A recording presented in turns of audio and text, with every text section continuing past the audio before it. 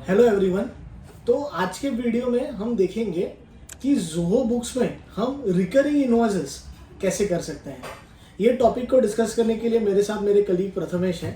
तो प्रथमेश, जनरली जैसे अपना CA फर्म है एसके राठी एंड कंपनी, तो हम लोग हमारे क्लाइंट्स को हमको एवरी मंथ इनवॉइस भेजना होता है, अकाउंटिंग, GST, TDS उसका, और जो मंथली भी होता है और TDS रिटर्न्स है तो उसके लिए क्वार्टरली भी होता है इनवॉइस। तो ज़ोहो बुक्स में मेरे को जहाँ तक आइडिया है, हम इस चीज़ को ऑटोमेटिक सेट कर सकते हैं और उसको शायद से ये लोग रिकरिंग इनवॉइसेस बोलते हैं। करेक्ट है। तो क्या इसको आप डिटेल में बता सकते हैं? राइट।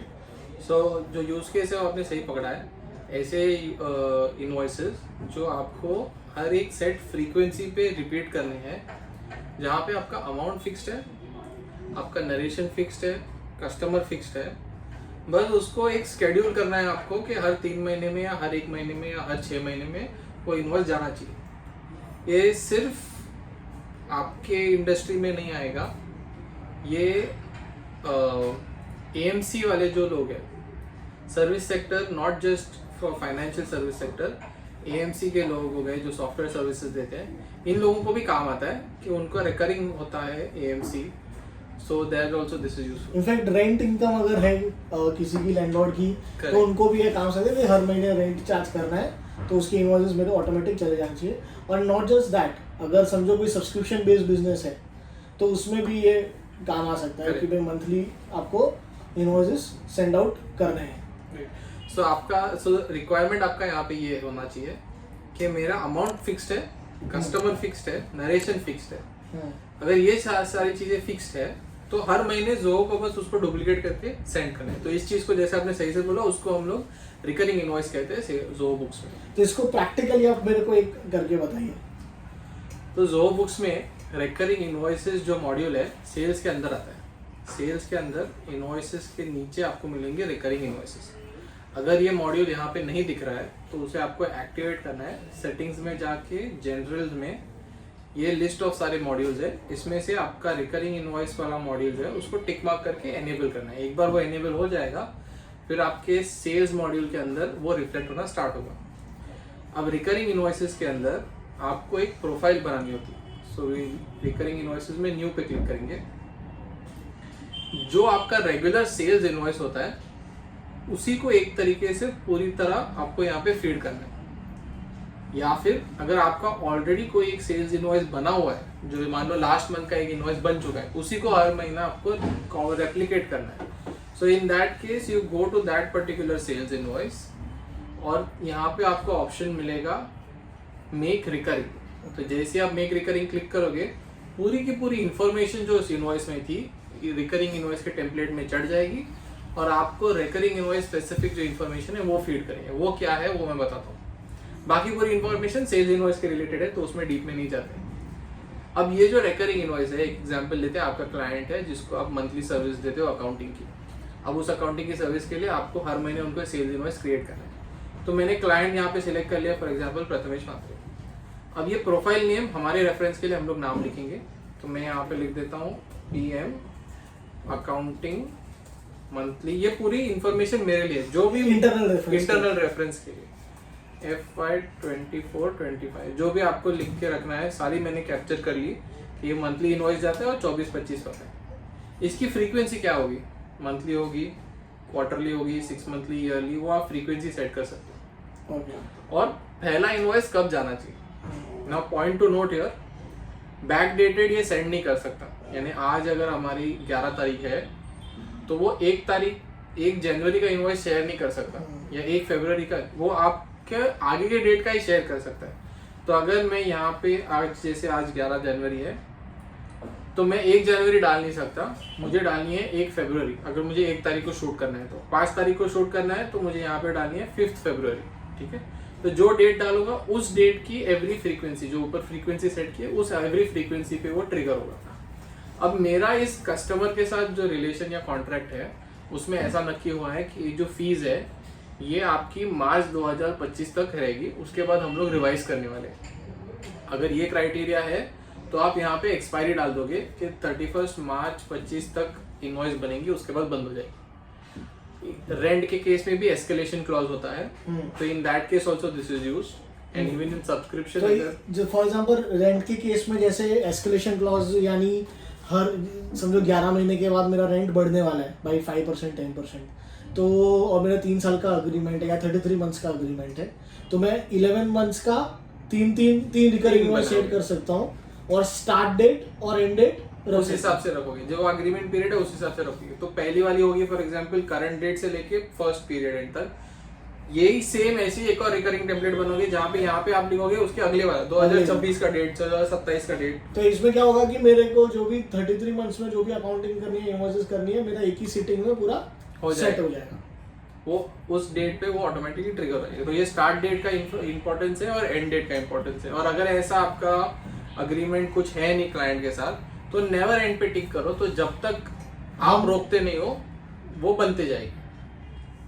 ये दो इंफॉर्मेशन जो है ना, प्रोफाइल नेम, रिपीट्स और ये dates, this is the additional information compare to sales invoice. बाकी पूरी इंफॉर्मेशन जो है वो सेल्स इनवॉइस जैसी है।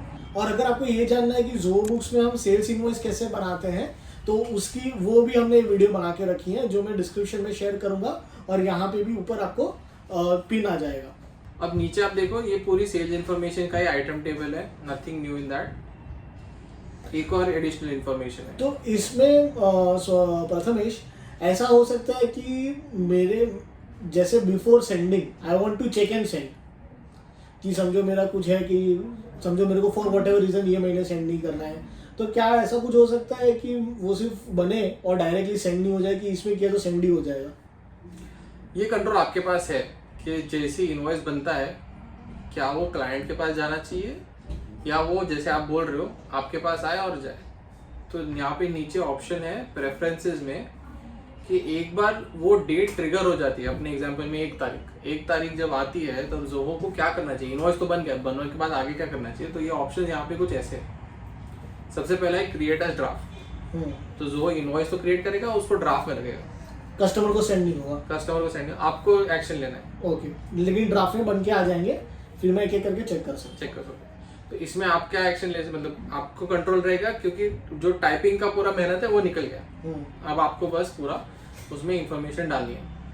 दूसरा है, आपको कॉन्फिडेंस आ गया कि अब ये सही से कर रहा है, 2 महीने बाद आके ये सेटिंग चेंज कर सकते हो कि अभी आप डायरेक्टली भेज दो। ओके, तो जो वो ड्राफ्ट में नहीं डालेगा, डायरेक्टली क्लाइंट को सेंड कर देगा। अब इसमें आ जाता है ई इनवॉइसिंग।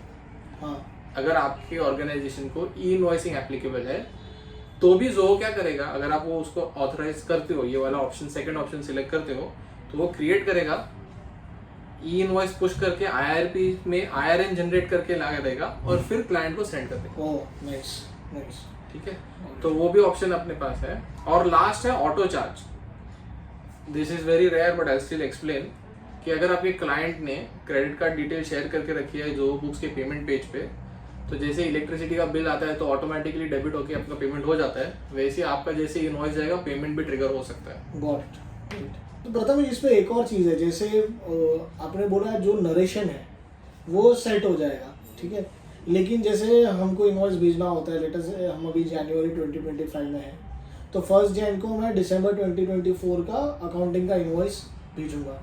तो अगर मेरे को मंथ स्पेसिफाई करना है, तो क्या मैं वो कर सकता हूँ कि वो ऑटोमेटिकली मंथ ले ले? Is there a way to do that, कि वो मेरे को मतलब प्रीवियस मंथ ऐसा लिखना पड़ेगा generally?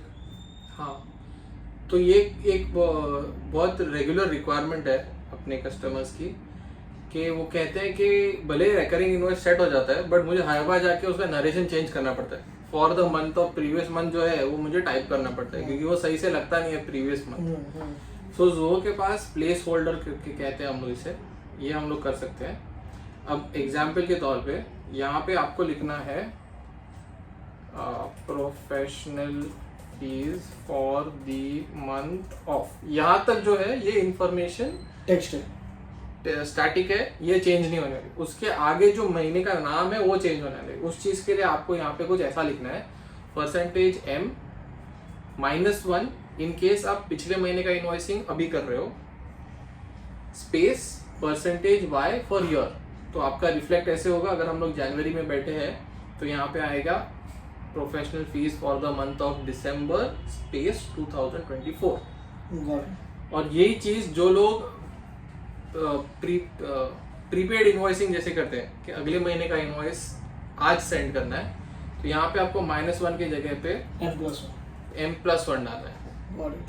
And then you can play work around this कि अगर करंट मंथ का ही डालना है सिर्फ M तो सिर्फ M डालना है। Okay, great. सो फ्रेंड्स, ये था रिकरिंग इनवॉइसेस के बारे में। ये बहुत ही यूजफुल फीचर है बिकॉज इसमें काफ़ी सारे जो मैनुअल एफर्ट है वो एलिमिनेट हो जाता है। बिकॉज अगर समझो मेरे को किसी को हर महीने सेम टाइप का इनवॉइस भेजना है सेम नरेशन के साथ, तो मेरे को I don't need anyone to manually do it, system can do it for me automatically. Thank you.